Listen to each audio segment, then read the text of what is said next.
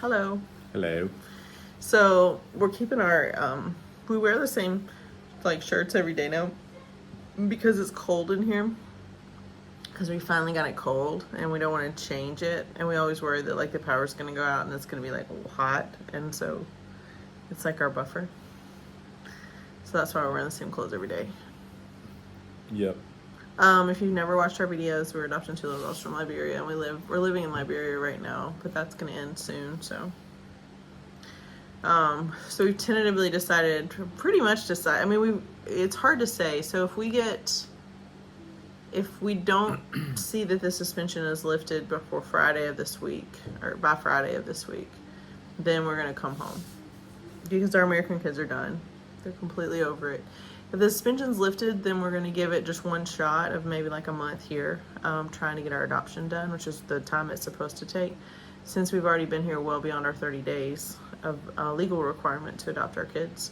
But we feel like when we came here, we didn't know what was going on. When we got here, we realized our kids' orphanage was in some financial trouble and some logistical trouble, and they hadn't committed any crimes, but they were struggling to make ends meet. And we feel like we've rallied the troops and gotten the other parents involved and gotten everybody that watches our videos involved, and we feel like we've fixed enough there that I think we can leave our kids and they're safe there. Yeah, it's just kind of defeating though, because it's like the feeling of like, okay, well, if we go home, because it's been like one more week for 4 months.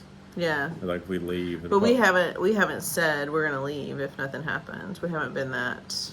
Yeah. So the thought of like we get home and they lift this suspension right away, it's just very frustrating. Yeah. Our American kids are just really getting depressed, and they're getting really bitter towards Liberia, towards the U.S. government, towards us. And it's normal. I mean, they're feeling what we're feeling. So, like today, we tried to go out to take them down to the restaurant so they could play on the beach, and it was a little rainy. But I mean, it usually doesn't matter if it rains just a little bit. They usually think it's fun, but it was kind of colder today. And so they were cold, and it was raining, and they really couldn't play, so they'd come back here. I had brought some paints. These are these paint sets that I bought from the China Mall that we hadn't broken out yet. Watercolors. Which I told them about it, and they kind of been like, eh. Like usually in something new like that, they'd be like, yeah, let's paint. Today they got on board with painting, and they enjoyed it, but usually they're really excited when I pull out these new things that, they didn't know I had, but they don't show any excitement anymore, and they're just getting really depressed, and so... we've given the Liberian government 130 days to do the right thing, and now day 130, we have to do the right thing for our family. Yeah, we just can't. Even our Liberian kids, I include them in that. It's, if we're limping along and barely have money to get home, that's not good either for them. So yeah. So if the suspension gets lifted this week, then we should be able to get custody of our kids, soon. We should be able to move forward with our adoption soon. And that gives us a window to get in and out of here in 30 days. So if that's the case, if that really happens this week, then we'll try to make that happen. We'll stay long enough to do that. If not, then if the suspension doesn't get lifted this week, we're gonna go. And I'll come back by myself and I'll finish their adoption. And I may have to make 2 more trips. I may have to make a trip to do their adoption and come back home, and then another trip to, immigrate them. Because the feedback that we've gotten from the U.S. Embassy, other families have reached out to the U.S. Embassy in Monrovia to try to, see where they stand. And I don't know, I'm not sure why we're reaching out to them right now, because they're not really our problem right now. But people have been reaching out. I don't know if it's like, it's okay that they are, I guess. It's just like a preemptive. I haven't reached out to them because they don't have anything that I need right now. But the feedback has been to expect several weeks of verification of orphan status for the form that we need. We apply for an I-600 and we need an approved I-604 to get out of the country, and orphan determination is the thing. So a little background on Liberia. That, no American-based adoption service providers have caused any problems here. There is an sort of American-based. There's a woman that was born in Liberia that was a naturalized citizen to the U.S. in the late 90s, who was asked by the Liberian State Department, and I believe the U.S. State Department, to try to help find homes for some of the war orphans in Liberia. So she started an adoption agency that it's hard. I mean, she was a U.S. citizen, so I guess it could be U.S. based. She really, I don't know her, but about 550 kids went through her agency, as far as the records show. And what year was this? You said it was late 90s to... Late 90s to 2009 is when they shut her down. Yeah. And then 2009 was the moratorium. All adoptions got shut down. Unless you were a relative to a child in Liberia, they could not leave the country and be adopted. There was great need there.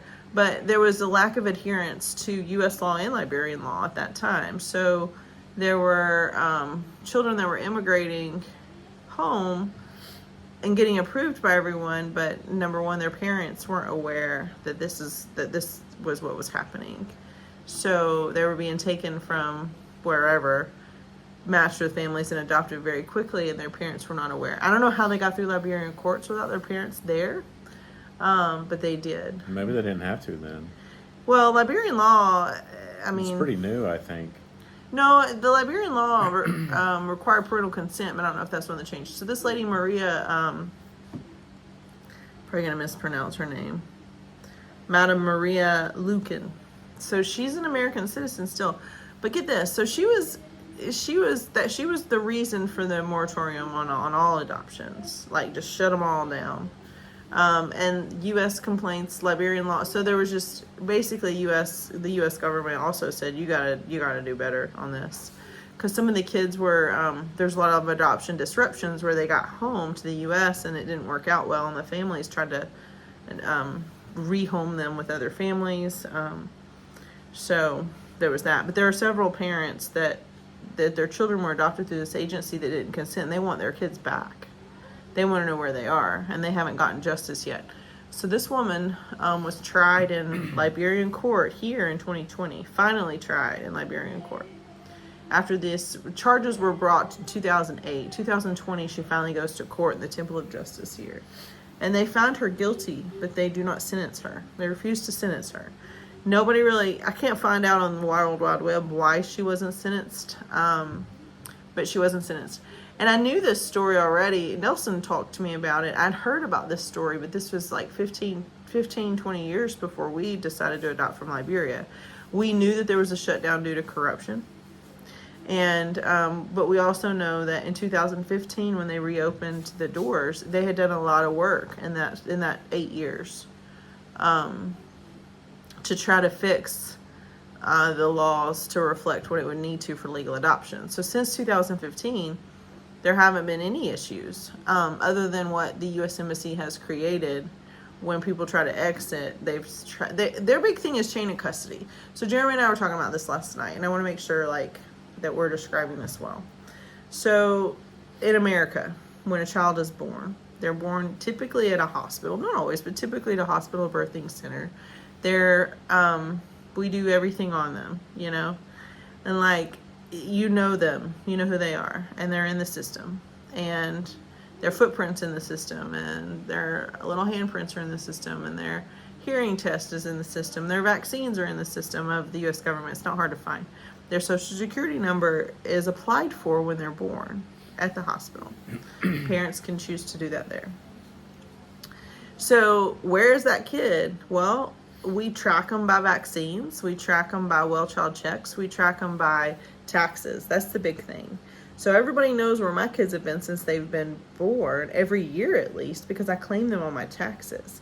My parents claimed me on their taxes. So my social security number, this is where I'm living. People are getting a tax deduction because I'm there. So in the U.S., we track where all these kids are, right? School records. And then it goes to school records. But the tax thing is the big deal. Who are your dependents? Because you're claiming them on your taxes.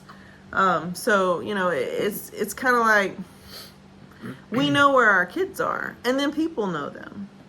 They get their picture taken a lot. If you're a kid and you're in the U.S., you get your photograph a lot. We fight really hard to keep our kids off of social media so they don't have a social media footprint until they're adults, just out of respect for who they will be in the future, and we have children that, are not biological children, so we don't want their birth families just having a shock on the internet, like on social media. They may not be ready for that. So we know, I mean, they know who their birth family, like everybody knows everybody, but it's just, there's some sensitivity there, especially with siblings involved. Like, let's do it on our own terms. So all that being said, in Liberia, it's not like that. So our daughters may or may not have been born in a hospital. We don't know. We know what county they were born in because it's written down on their intake. We don't have their birth certificates, our Liberian daughters. I'm sure they exist, or it's possible that we'll have to apply for one whenever we start to do their adoption. That's another thing, because a lot of times they don't give them to you.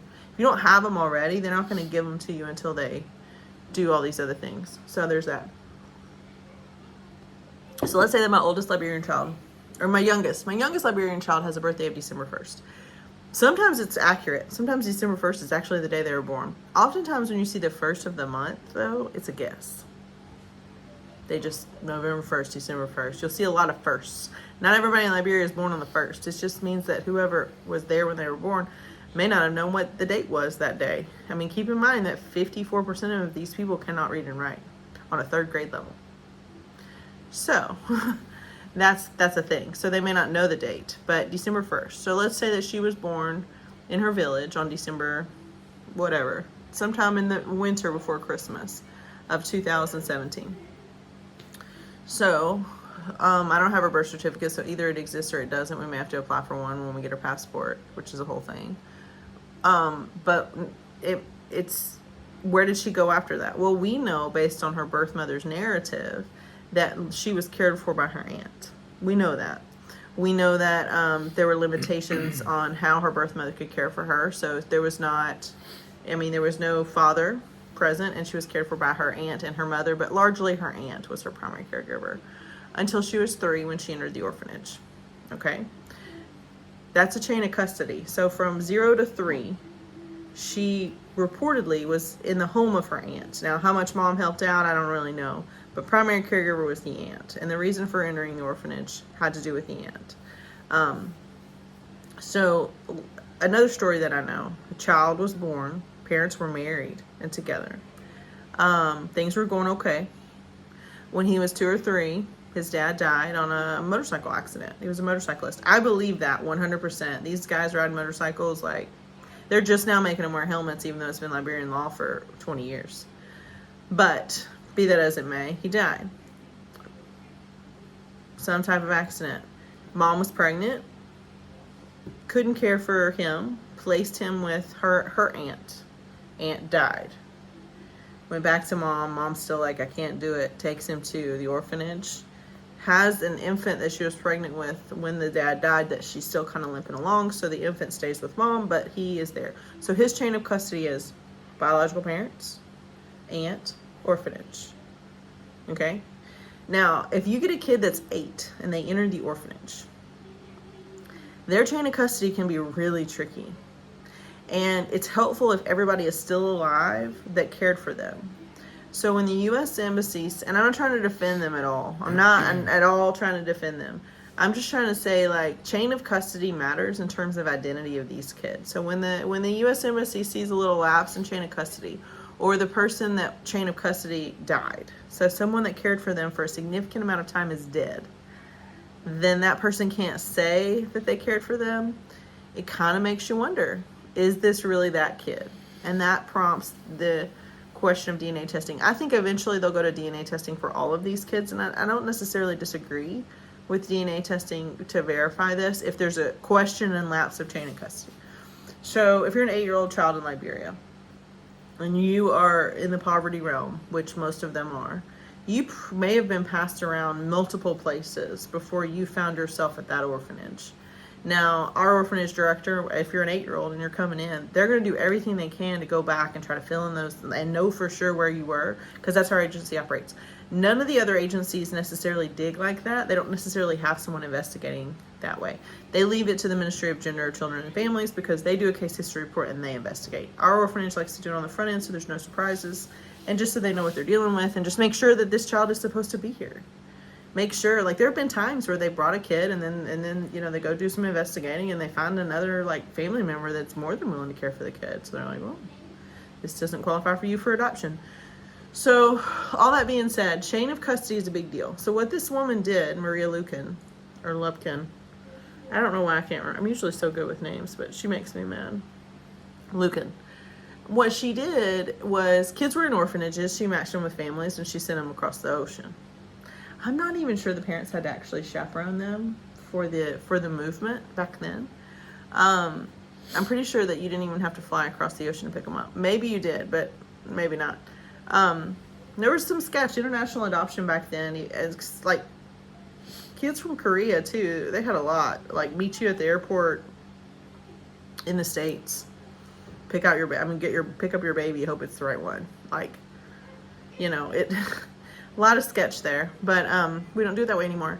So for a U.S. ambassador consular's office to look at an 8-year-old's file and see any gaps, or the 8-year-old was with the aunt or the grandmother for 3 years and they're dead, and they question the validity of that. Like, so they ask for a death certificate. So they produce the death certificate. And there's been instances where the death certificate has typos. Like they died in this county, but they were buried in that county, but they're residents of a third county. Like, so which county goes on their death certificate? Well, that's probably the whimsical, clerical, whoever that decides that. There's no like law. Like if I were to die in Florida, I'm a resident of Lee County, so my death certificate should say I'm a resident of Lee County. I'm registered to vote there, pay my taxes there, live there, own a property there. But if I die in Tennessee, where I was born, on my way to Florida, God forbid, if I'm in Liberia, the person that fills out that death certificate may not know. So these are things that happen a lot. So let's say grandma dies, and that's what results in the kid coming to the orphanage. What if everybody's dead? Now that's a real problem. When everybody's dead and this kid shows up, there's not even any DNA. If you don't have a living relative, your chance of actually getting a clean adoption all the way to the U.S. is slim to none. If you're an actual orphan, no, everyone's dead. Because you're going to be in, because there's no one to vouch for you. Which those kids don't necessarily end up at the orphanage, honestly. They usually don't make it themselves, but someone has to bring you there. But this is the thing. So I just kind of wanted to explain the chain of custody process, and I don't at all. The U.S. Embassy and the consular's office have not been friendly to my friends that have tried to go through this process at all, and I don't expect them to be friendly to me because they haven't historically been friendly. I've read through some pretty significant violations of foreign policy that they've committed, and lawsuits that have ensued because of that. So I'm leery, but I also want to say that it does matter who these kids are. And if there are parents 15 years ago that had their children adopted to the U.S. without their consent that want to find those kids, we should help them. I mean, that's not right. But that's not my crime. And that again falls on Liberia. The Liberian government allowed that. But I think that the U.S. government feels a heavier responsibility to hold Liberia accountable for their own laws because of that tragedy. And that tragedy, the woman only went to court in 2020 and she still has not been sentenced. So the Liberian government, 4 years later, she's still walking around Liberia, and she's a known to be wealthy woman. And when you hear Liberians talk of her, they're not wrong. But they want justice too. They're like, we're glad the laws have changed. We're glad we're doing it better. We know these kids need homes. But how does she just... I mean, she's rich, but she does have U.S. citizenship, so she could try to go back to the U.S., but I bet she won't, because the U.S. government's not super pleased with the fact that they found her guilty but did not sentence her. It still feels like they're punishing people now for what things that happened in the past. So, we talk about the process now. So, family member brings kid to the orphanage, the adoption starts to happen, a case history report's done. They go to the judge, a Liberian judge signs off on the adoption, says it's good. By this point, there's been 5 different people that have explained what adoption is to this person. That's how it is now. And they've also, the MOG has put a case history report together that explains the chain of custody. Mm-hmm. So this is a sovereign nation that has allowed this kid to be adopted by whatever citizen, this in our situation, a U.S. citizen. So then you go to the embassy, and the embassy says, it's not good enough. Well, this country has decided that it is good enough. Well, the big thing that they're looking at is chain of custody, though. They want to know where that kid's been from the time they were born till the time they're sitting in their office. And that can't always be explained by Liberians. Right. Well, sadly. Another problem is, too, is if you say leave your kid with your uncle, well, they call that person dad. or father. They do, and people that are not their very uncles. Confusing if you try to get an understanding of what's going on, where this kid's been. They'll say father, but it's really their uncle. Like if you were to ask the kids, all the kids would say that they have been staying with Daddy Albert because the orphanage. He doesn't live at the orphanage. He's the orphanage director. He doesn't live there. The caregivers live there, and he's not their dad. But they've also been living with Ma Esther, who is one of the caregivers. So the way that they refer to these people can be confusing. But the problem is that although a Liberian parent may know where their child has been for the last 8 years, if someone has passed away, they can't produce documentation. If that person now lives in Ghana, which Liberians go to Ghana often, they can't bring them. I mean, it's like they have to sign an affidavit stating that they know. Like it's because the U.S. government wants to know for sure that this kid is this kid. And the easiest way to do it is DNA testing. So I think that what they'll eventually do is DNA testing. And that will put a lot of this back and forth to bed. But I don't think that our kids have a chain of custody issue because I think that, as far as I know, that their aunt is still alive and she can corroborate with the birth mother. And the birth mother was not able to care for the children and there's no father present. So...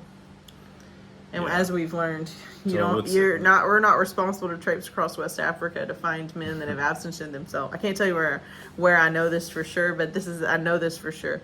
We are not we as the adoptive parents, nor is our agency Small World responsible to traipse across West Africa to find 1 to 2 men that have absented themselves from our children's lives years ago.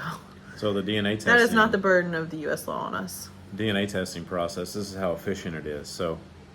Embassy has to order the kit. They can only do it in the U.S. You have to pay for the kit, so they ship it to Liberia. I think it costs like $800 or $900 probably. The relative, Dixon would know. The relative and the child have to go to the embassy. It has to be administered at the embassy. And the swab. The birth family member has to have either a passport or some type of legal driver's license or something. Most women don't have driver's licenses here, so then they have to apply for a passport before they can do the DNA test. So then you ship it off to the States. To the lab, and it's literally a 2 to 3 month process to do a DNA it's test. Supposed to be like 6 weeks. Over the holidays, Hannah's took 2.5 months, so 3 months. Yeah, so it's 2 months. She was out of here first week March. Anyway, anything to slow it down. It seems like just to, and again, it's like we see it as a simple thing, but we also, I mean.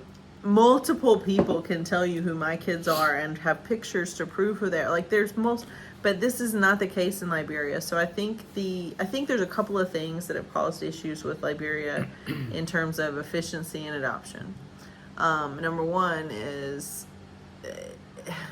it is a very poor country with a lot of people that are starving to death that have their hand out for things. So there's money involved and there's corruption involved for starters. Just to do your job, people expect something extra. Just to do your job the way it's described because the government doesn't meet their payroll hardly ever on any of their government officials. Police, nurses are government paid, most nursing jobs. So they don't pay them either. And what they do pay them is very little to begin with. So if they see an American, they expect extra incentive to do their job. The other thing is the backlash of what this woman did. And she was Liberian born. I would hope that her initial motives was to help these children. I hope so. But you can't just take somebody's child and send them to the U.S. and call it adoption without their permission. And she did that on at least 2 occasions that were convicted and multiple others that she's accused of. And it all had to do with her processes, that she was not following Liberian law for sure. She wasn't adhering to U.S. law, and both governments were stamping those visas. So I think that because the court case is still fresh, not the crime, but the actual court case and the lack of sentencing. Yeah. That this one, and Liberia is not a big place, so people know who she is. Well, let's talk about the mighty powerful USA for a second. So we still I'm not done. Oh, I'm sorry. Go ahead. The U.S. government, I think, does feel a responsibility to be a better last line of defense in honor of those families that their children were not eligible for adoption. They didn't consent. And I think there was more than just 2, although 2 were the ones that testified against her. But that being said, I'd like to think that the intentions of it come from a good place. Although, if you look at the numbers on what she was charging for these adoptions, that doesn't line up with the current market at that time. So I think she made some money. So, yeah, they're not really, well, that's great that they're trying to help, but they're hurting kids now with what they're trying to do, so. But anyway, I was going to say about the mighty U.S. is that we still, a lot of these documents, we still do everything by snail mail. And we found out. Only for this. And this is hilarious. So everything else we do digital. Let's say you are sent to USIS and you're going to get a notice of intent to deny, which means you basically have 33 days to challenge. From the time it's postmarked that it leaves USIS. Yes. So if it leaves on November 22nd. They don't email it to you. They don't email it to you. It gets sent in the mail. If you could have an inside contact, they'll give you a warning or something. And that is I mean, you think about the technology we have now. We're literally sending I'm okay with them mailing a hard letters. Copy. Well, yeah, after but they email let you know. me. Let me know. Hey, bro, give me a heads up. So anyway, there's a lot of things to be frustrated about. I don't know that we have any power to change any of it other than I just want to get my 2 kids home and help the kids that we have met. Yeah. And I don't know how we do that still at this point. So some of that chain of custody stuff that I was talking about earlier, the U.S. government's stance on it is that they're trying to protect us because the people that adopted those children from Maria Crazy Lady, I'm just gonna say it, she's a little crazy. The people that adopted those kids from her had no idea that this wasn't on the up and up, and so they become party to a crime that they had no idea was happening. So what the U.S. Embassy will often say when we complain about their wait times or we complain about what I've seen in multiple different emails, not necessarily directly to me, but other people's emails, and the most recent one, is that orphan determination is also, like, they consider it identity determination. So I actually asked our agency a few months ago, before we came to Liberia, can we just preemptively go on and get a DNA test on our kids? Just go on and do it. And he said no, that it won't be admissible. That we could do it. I'm like, because it's good for them too, just to have this evidence of who they are, like what if they, it's just, I don't know, to me it's fine. It's not a big deal. It would follow the steps we talked about earlier. But it would follow chain of custody of evidence for orphan determination if we did it. So he recommended against it since it wasn't admissible. So yeah. So today's a rough day.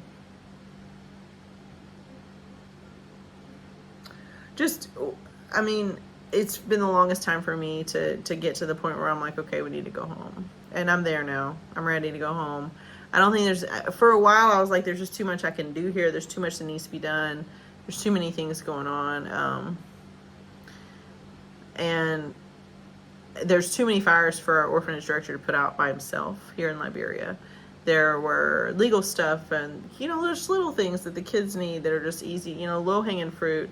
But that list of things that we hoped to accomplish with the help of you guys and other people and just being the people that are communicating the needs. And, I mean, some of it we paid for out of our own pocket. Some of it was donated money, but just coordinating the efforts is a big job, and it needs to be done by people that can speak for the kids and connect with the parents and connect with people that have the ability to contribute. And that was us this last third of a year that we've been here.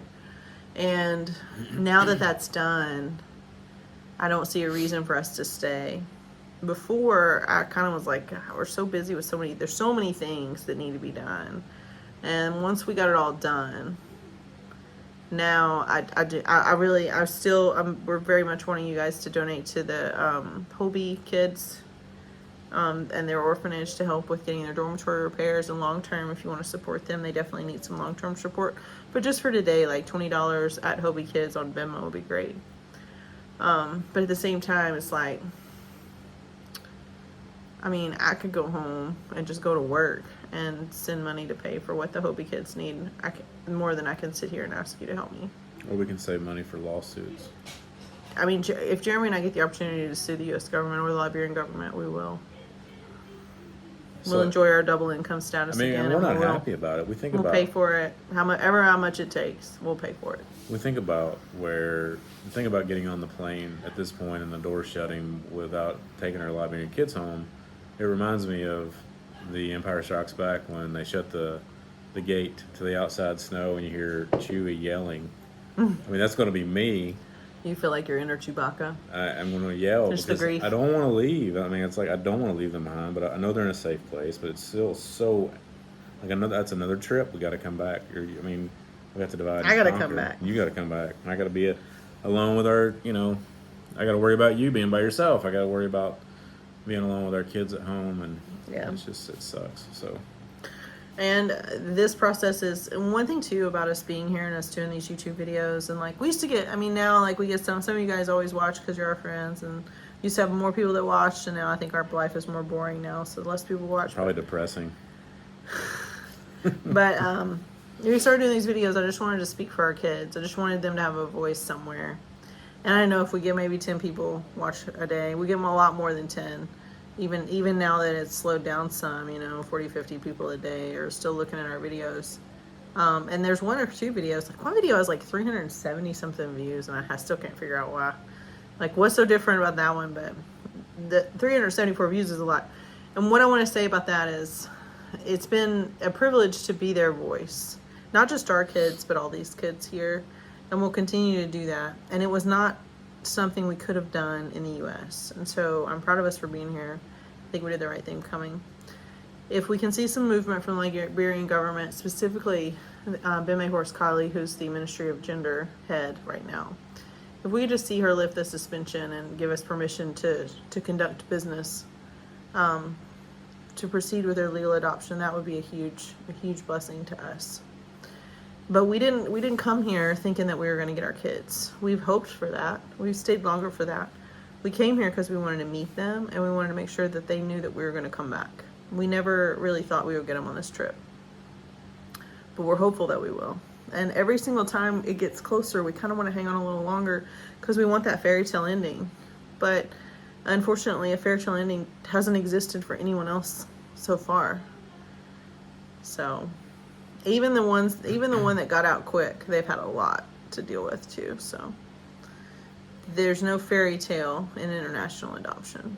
There's a lot of heartache, there's a lot of loss, there's a lot of grief, there's a lot of hope, and there's determination that's not found anywhere else in humans than adoptive parents. You will not find more determined people in the world than adoptive parents.